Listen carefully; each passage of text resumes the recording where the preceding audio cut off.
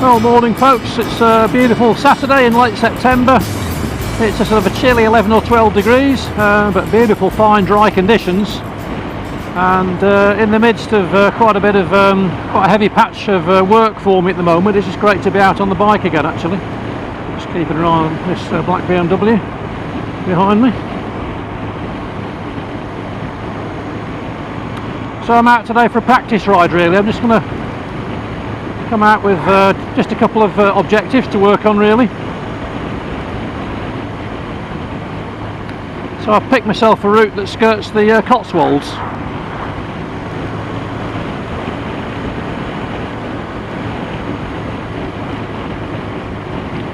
So it's probably going to be 70 or 80 miles, something like that. And again, I'm just focusing at the moment on the fact of just some of the things that Dale picked me up on the last Wiltshire ride, which is better planning coming into situations such that if at all possible I could avoid touching my feet down and actually get through the hazard a little sort of quicker and more efficiently. So reading situations a little further. Got a tractor ahead there.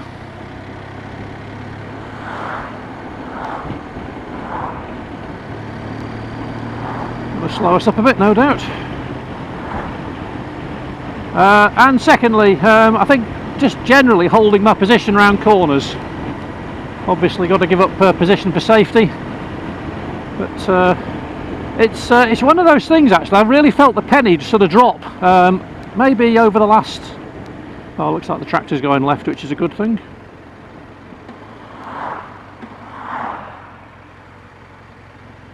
Yeah, really started to feel the penny drop actually over the last 4 weeks. I think actually ever since the last ride out with Dale. Okay, so I know we still owe you the final instalment on that. Okay, we're just busy editing at the moment, so we'll get that out to you as soon as we can.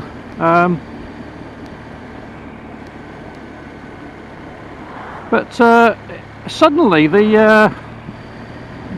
it's probably the wrong word. But yeah, let's stick with suddenly. Suddenly the RT has become an easier bike to ride, and I can't quite put my finger on it. I just think it's just a melding and a joining together of the input I've been getting from Dale, and obviously from the IM as well, and a lot of hard work. And it's just, I just think something's just finally synthesised together into an approach. And I think maybe one or two of you started to sort of pick that up on my when I took the R9T out on that horrible wet day. Because even though it was a strange bike and awful conditions, the methodology just worked, you know.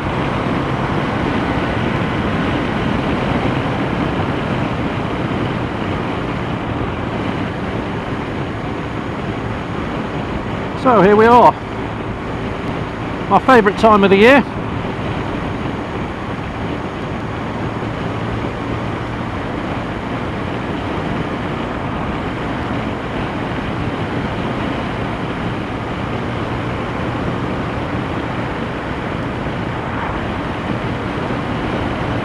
And it was round about this time of year last year actually. I was I think on my back to bike course actually, so almost coming for 12 months on the bike.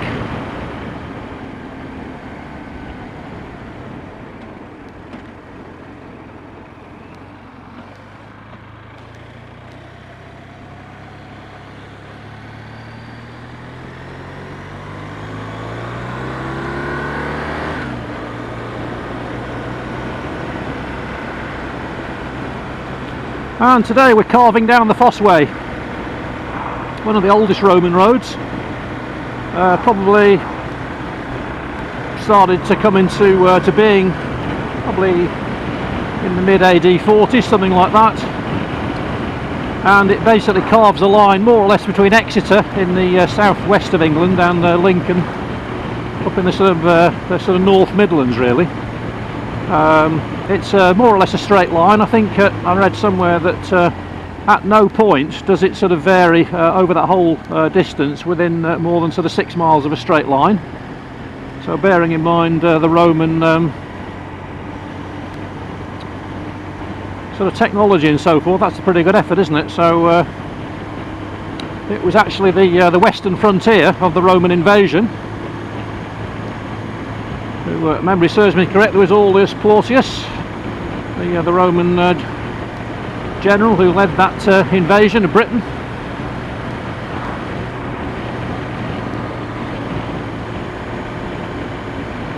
But we're riding along it now, and the word foss means ditch apparently, so probably at one stage this might have been a ditch, a reinforced military ditch or embankment that was later turned into a road.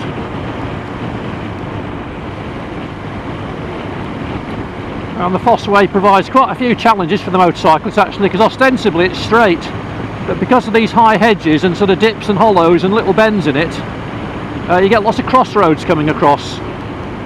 So it's not a particularly safe place for motorcyclists actually. Got to switch on then.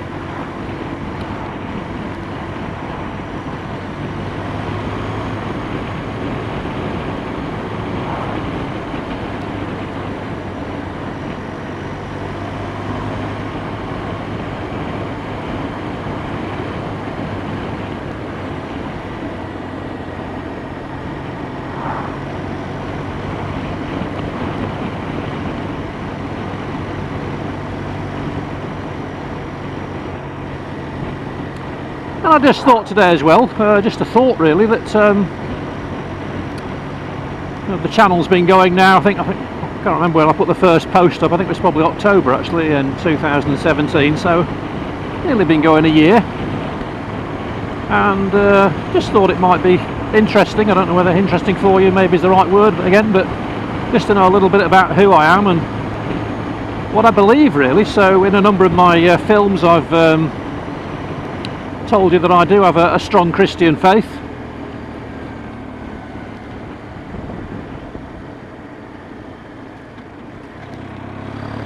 Followed Jesus Christ since I was 13 actually. And all the big decisions in my life involve him. The woman I married, where I worked, the house I live in, just about everything. And we have quite an interesting story really, in that my wife and I, we never went out actually. We knew each other casually really, not particularly well. And one evening we were together, and basically God spoke to us both very clearly and said, get married. So 2 months later we were married. And 33 years later we're still married. Big decisions about buying cars as well. I remember when I was a young man, 18, 19 years old, and at the time I was really keen to buy a TR7. At the time I was driving a sort of a battered Mark 1 Ford Escort, so I wanted the TR7, as all Christians do. Committed my way to God, told him that he really had to get me this TR7, and weeks and weeks and weeks and weeks went by and I wasn't able to sell the TR7, and finally the penny dropped that maybe God had a different plan for me. So I said, right, whatever you want, Lord. And within 30 minutes somebody turned up at the front door with the £600 in £50 notes and drove the car away. So we've had lots of interventions like that in our lives. My wife and I were barren for 7 years, couldn't have children, and did all the tests and everything else and got absolutely nowhere. And one night we went along to a Christian meeting, we got prayed for, and Susan just basically went flat on her back, out cold. And then we went to sit in our chairs. A lady sitting behind us said, I don't know why you went forward for prayer, but when you were at the front I saw a very vivid picture of you holding a chunky little boy. And now we have a chunky little boy and we have a girl. And about that happened within months of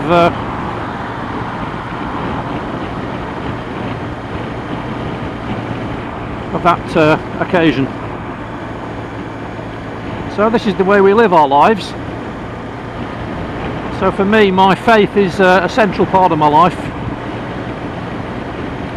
I always commit my way to God before I get on the bike, and even during the ride as well. and I know for me that safety on my bike relies as much upon him as it does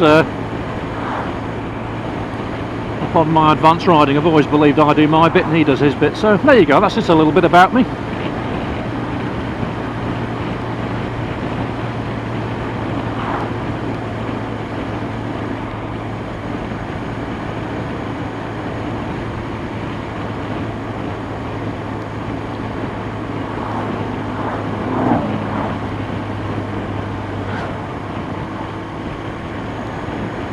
About overtaking on the Fossway, it never gets you very far and you have to take quite a risk to do it, so there may be some opportunities today, but as always I think discretion is the better part of valour for me.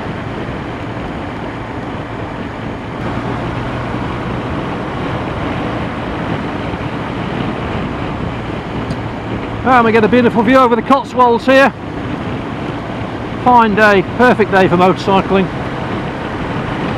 The weather's been almost too good this summer, hasn't it? Some of these hot days, mid-30s, tarmac melting.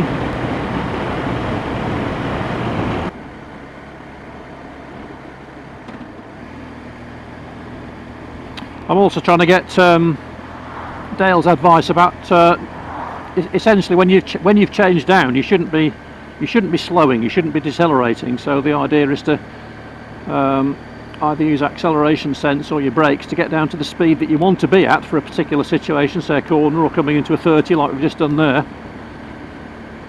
and then you change gear to actually then pick up drive and put the bike under drive and balance it, which he says is particularly important on a shaft driven machine.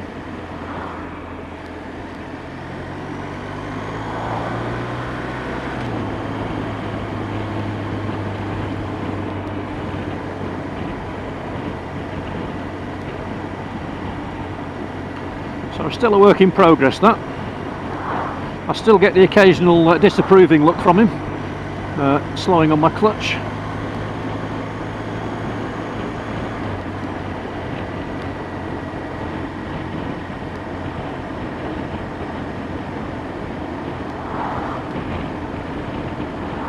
And it's interesting as well, Mike Roberts, just a shout out for Mike, thanks very much for all your help, Mike, and all your advice.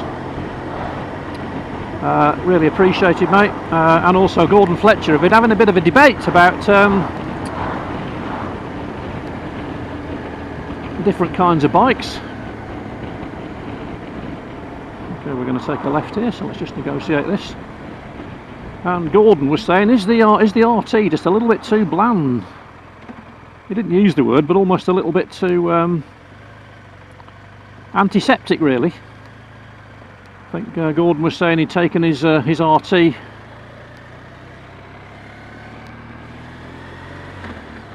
3,000 miles across Europe over the summer, and whilst he enjoyed it, he just found it a little bit bland, really.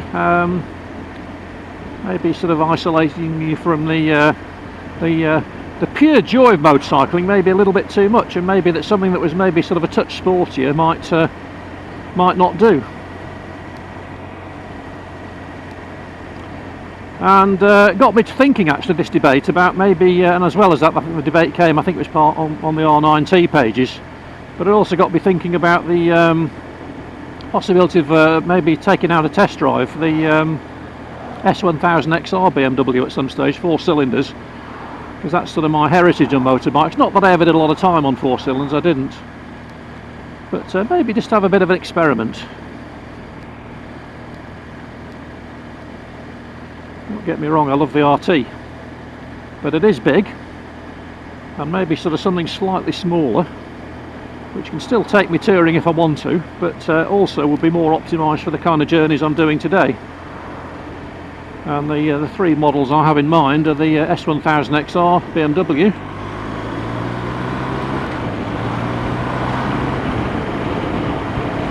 the Honda CB1100EX, which was actually top of my list a year ago. That's the bike I thought I was going to end up buying. I never actually ended up test riding because I decided it wasn't going to sort of tick the boxes for me, but you know, I ought to have a look at it. And also I think the Kawasaki 900, I think it's the RS. You know, so both the Honda and the Kawasaki are sort of almost like the classic 1980s universal Japanese motorcycles, 4 cylinders. And I just wondered at some point over the autumn whether I might test ride all three and tempt myself and see would I prefer any of those. But the RT's got a lot going for it. But you gentlemen just planted the seed in my mind, so if it does end up costing me money, it's your fault. What's this car on the left?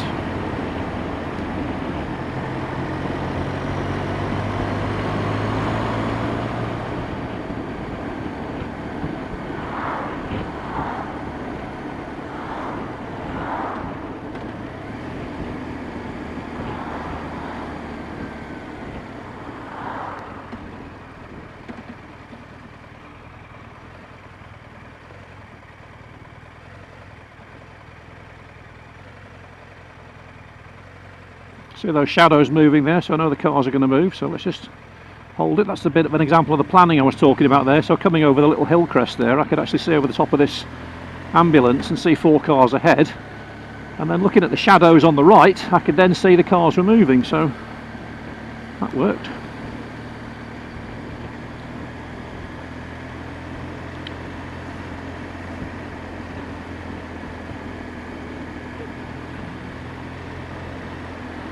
So into sort of town mode now. So planning further ahead, if I have to stop 1 foot down into neutral. Lifesavers if I'm changing position. So this warrants a lifesaver because I'm having to move out for the blue car.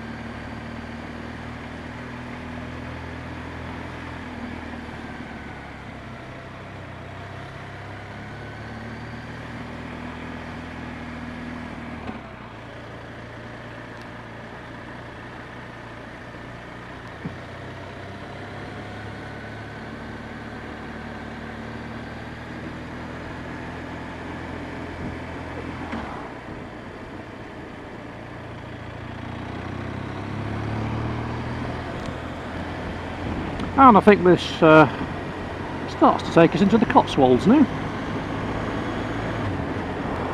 Sort of starts to turn the corner.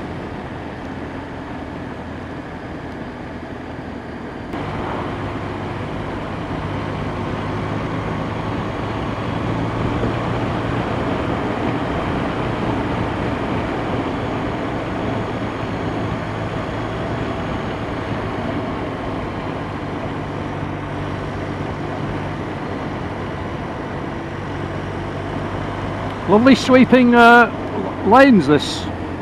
Okay, so coming into Upper Brails now. Just rolling off. No need to brake.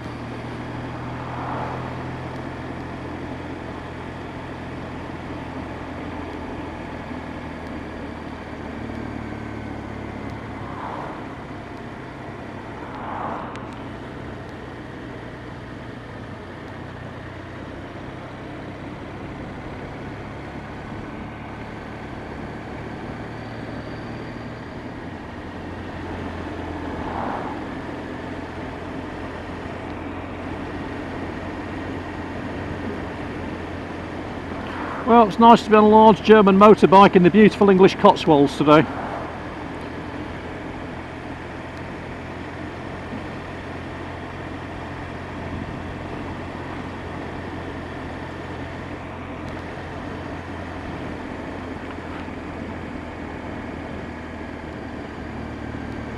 Okay, so I'm looking at the reflection on that white car, I can't see anything coming.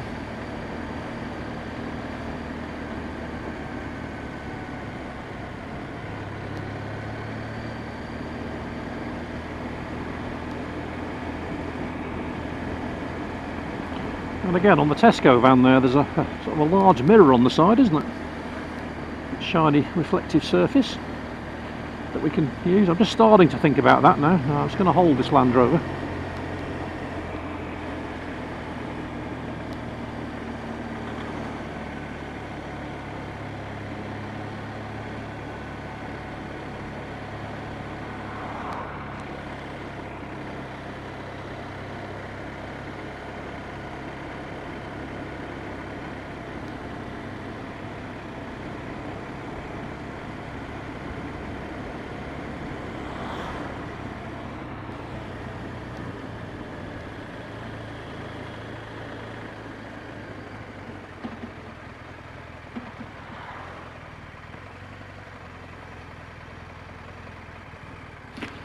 To put my foot down there, there's half a dozen cars coming.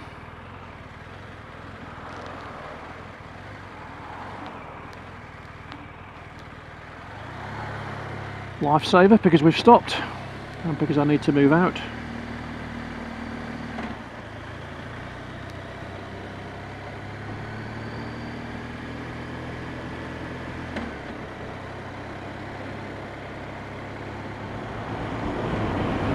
Well, gotta say, this is beautiful today. What a wonderful day. I shall be spending an awful lot of time on the M6 in the next 3 months, so this is this is just food for the soul, really. And I hope you enjoy watching from your armchairs.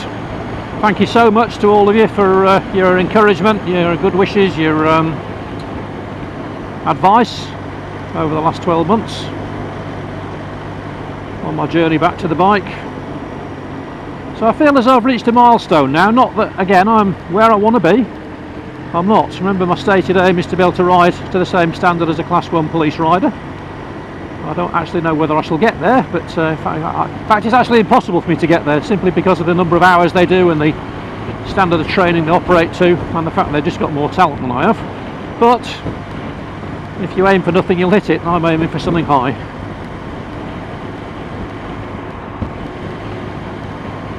Nice E-type Jag there.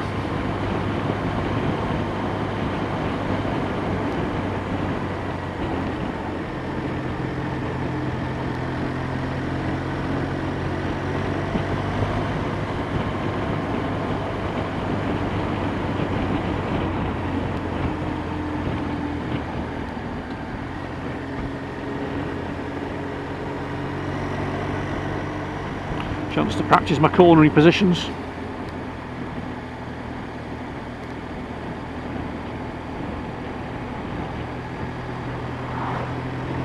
Okay, good, happy with that.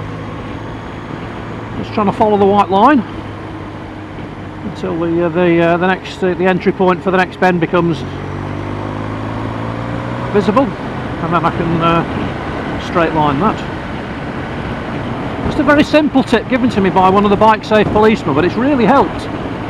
And Dale's pointed out you can't. It's an okay tip, as long as you don't follow the white line all the way and therefore end up over positioning, you know, coming out of a right-hander.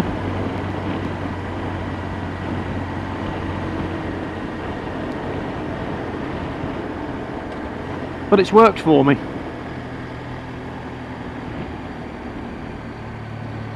Because I needed to break the habit of cutting in on right-handers, which I still have a tendency to do. So again, not the perfect article yet, but I'd like to think now on right-handers I'm getting it right more than I'm getting it wrong, and I certainly couldn't have said that 2 months ago.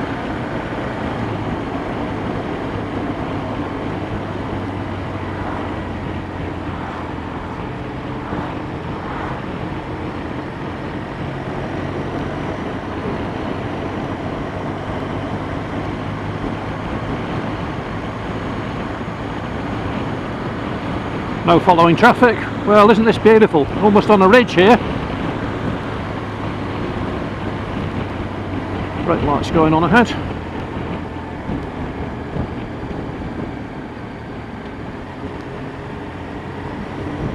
Into fourth pickup drive.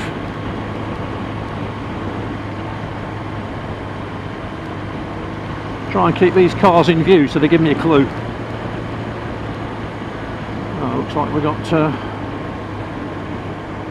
large van ahead that no doubt will constrain our speed.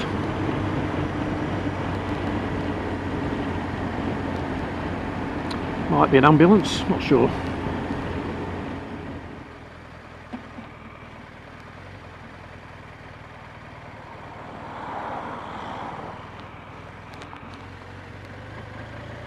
And again, probably just got sucked into that car a little bit too closely there.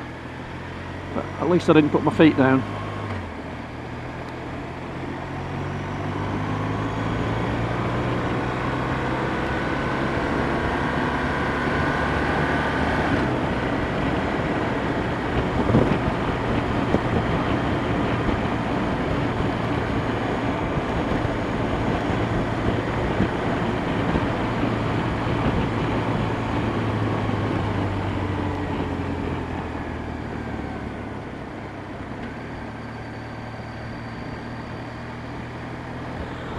Well, 30 came out of nowhere. Another Cotswold village.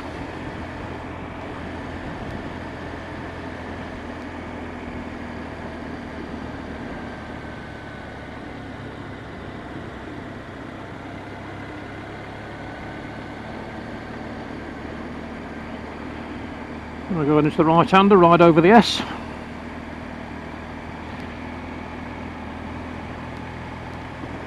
See the S, think of side, stay at the side. Going into a left-hander,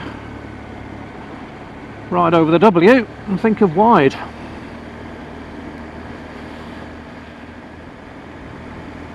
It's an interesting concept, isn't it? Advanced riding.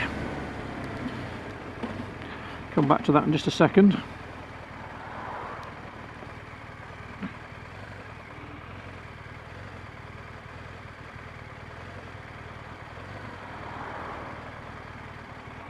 So here I've stopped to way back.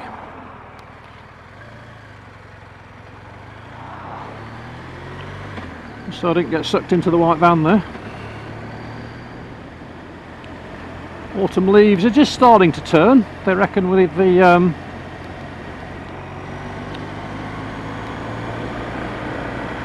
very hot summer we should be in for a pretty spectacular autumn colours this year.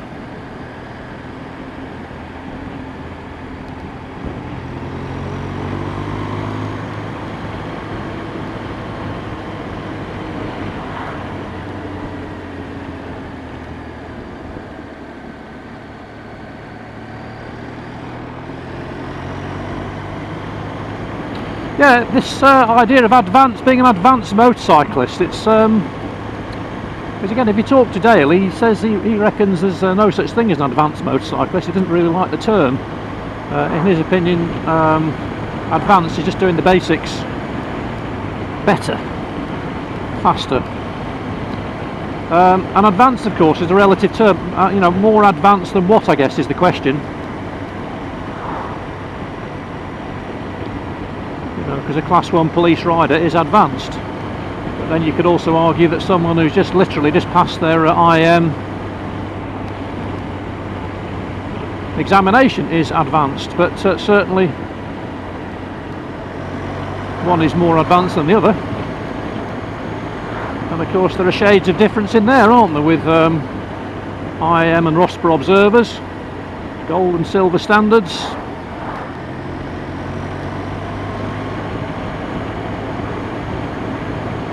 And even when you talk to the best, they still tell you they're learning. You never stop learning.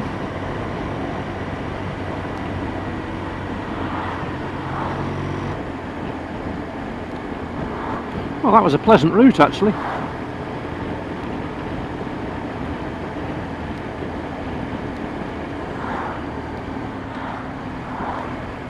Into fourth gear, pickup drive, have a look at that junction.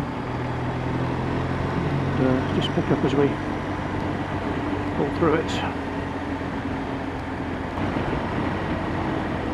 And we're coming into the outskirts of Banbury.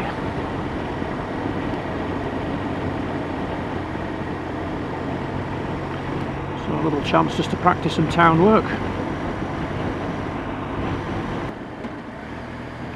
Into third, pickup drive.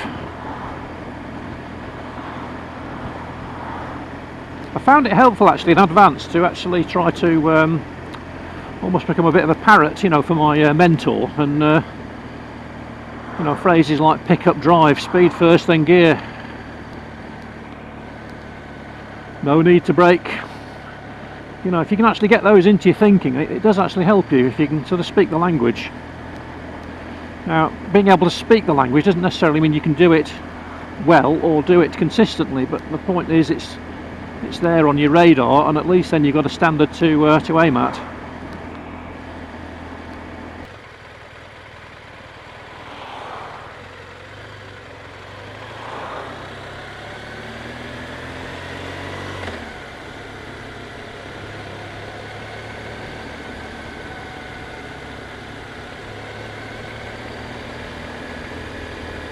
Yeah, watch the reflections on those cars.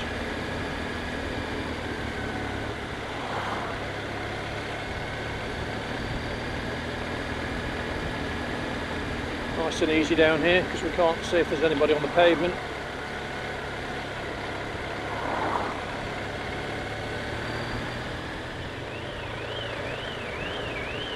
And Banbury Cross.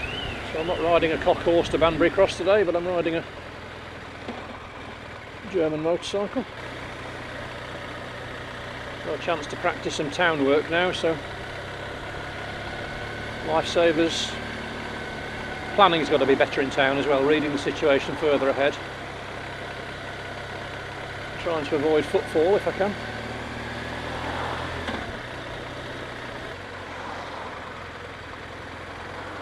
So I found for me the key for slow riding is basically just to look well ahead actually.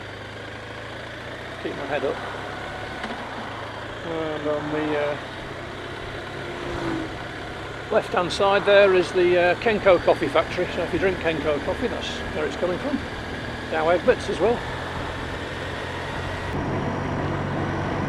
Yeah, so it feels like it's building into a system. So on the homeward leg now.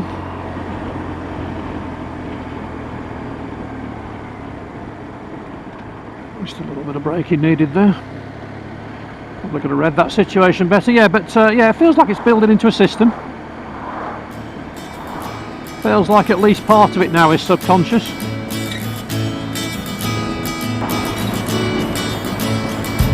Okay, so back to the bike signing out. Thanks for joining in, and let me know how you're getting on. And thanks for watching. See you next time, folks.